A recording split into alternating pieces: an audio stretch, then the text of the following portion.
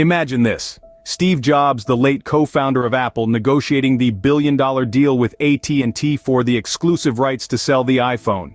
The stakes are high, the pressure is intense, and the world is watching. Jobs, never one to shy away from a challenge, steps into the ring, ready to spar with a telecommunications titan. What's the secret to his success? How does he manage to secure such a lucrative deal? The answer lies in two crucial elements of negotiation: preparation and research. Picture Jobs, poring over data, studying the mobile market like it's the most exciting thriller he's ever read. He's not just skimming the surface, he's delving deep, understanding the intricacies and trends, the ebbs and flows of a rapidly changing landscape. He's not just preparing to negotiate, he's preparing to win. In his research, Jobs doesn't just focus on his own needs. He takes a step into the shoes of AT&T, understanding their needs, their goals, their concerns. He sees the world through their eyes, allowing him to craft a proposal that doesn't just benefit Apple, but AT&T as well. Now imagine Jobs standing before the executives of AT&T presenting his proposal. It's not just a pitch, it's a compelling story, a vision of a future where both Apple and AT&T thrive. It's a win-win deal, a partnership that promises mutual benefit and shared success. Jobs' negotiation strategy was not about overpowering, not about bulldozing through opposition. It was about understanding, about empathy, about finding common ground and creating a relationship that benefits all parties involved. This is the art of negotiation, the dance of deal-making. It's not just about numbers and contracts, it's about people, about relationships, about understanding and empathy. So, the next time you find yourself preparing for a negotiation, remember Steve Jobs and the billion-dollar deal. Remember the importance of preparation and research, of understanding the other party's needs and crafting a proposal that benefits everyone. This negotiation wasn't just about hardball tactics, it was about understanding the other party and creating a mutually beneficial relationship. Silence. It can be uncomfortable, can it? But in negotiation, it can be your most powerful tool. In the realm of negotiation, silence isn't just golden, it's platinum. Yes, it can be daunting. That heart-pounding, clock-ticking silence can feel like an eternity. But that's where its power lies. It lures the other party into the open, revealing their position, their needs, and their concerns. It's a strategic pause that can tip the scales in your favor. Let's imagine a scenario.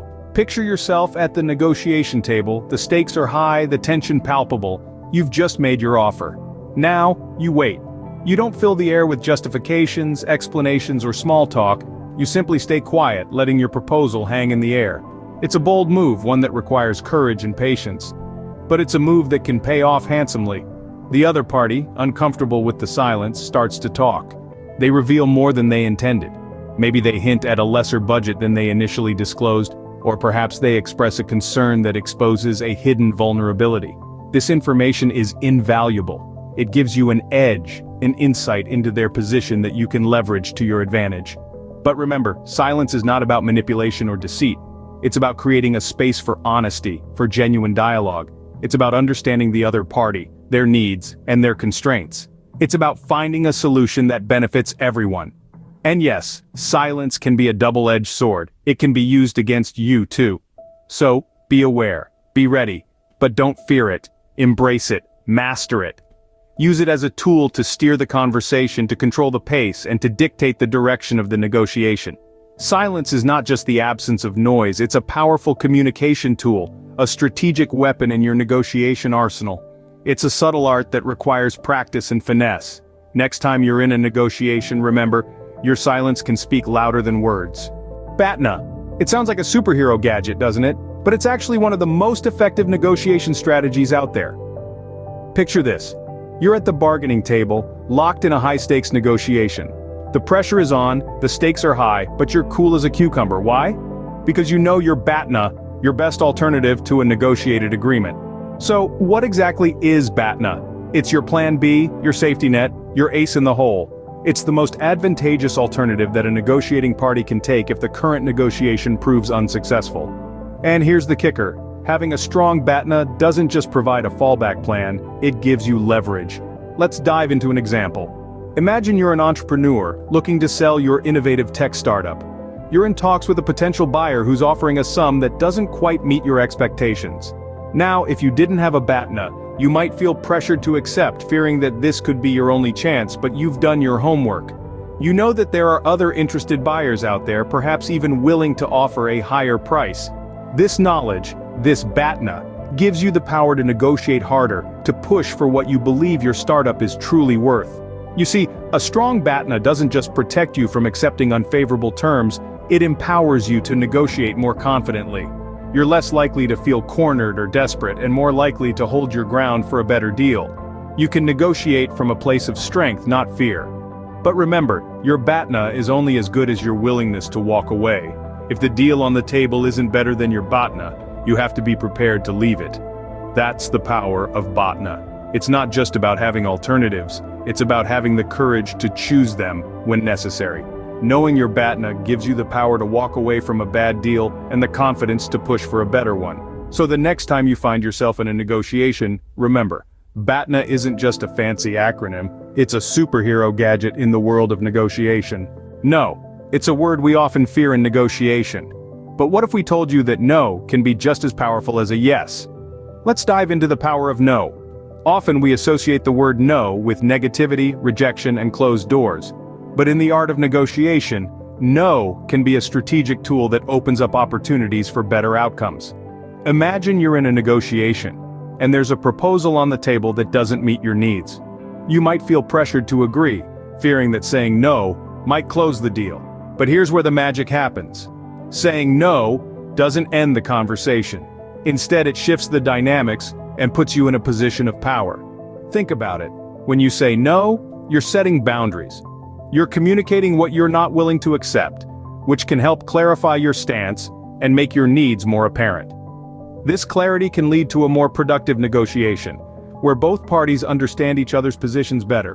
But it's not just about setting boundaries. Saying no also gives you control over the negotiation.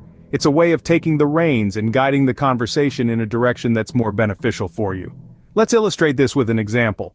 Suppose you're negotiating a business deal, and the other party offers terms that are not favorable to you. Instead of accepting them, you say no. This forces the other party to rethink their proposal and come up with something better. You've effectively turned the tables and made them respond to your terms. However, remember to use no strategically. It's not about being stubborn or uncooperative. It's about standing your ground and not settling for less than you deserve. And remember, every no brings you one step closer to a yes that works for you. So remember, in a negotiation, no is not a rejection, it's just a part of the conversation. It's a powerful tool that can help you achieve better outcomes, so don't shy away from using it. Embrace the power of no, and see how it can transform your negotiation skills. Negotiation is an art, and like any art, it requires practice, patience, and a toolkit of effective strategies. Today, we've delved into some of these strategies. We've learned that research and preparation are key, laying the groundwork for successful negotiation. We've also discovered the power of silence, a tool that can tip the balance in your favor when used correctly. Next, we've navigated through the BATNA strategy, or the best alternative to a negotiated agreement. This strategy helps you identify your best alternative if negotiations fail, providing a safety net and increasing your bargaining power. Finally, we've explored the strategic use of no, a simple yet powerful word that can shift dynamics and lead to better deals. Armed with these strategies, you're well on your way to becoming a master negotiator. So go forth, negotiate, and conquer. And don't forget to like, share, and subscribe for more insightful content. Until next time, happy negotiating.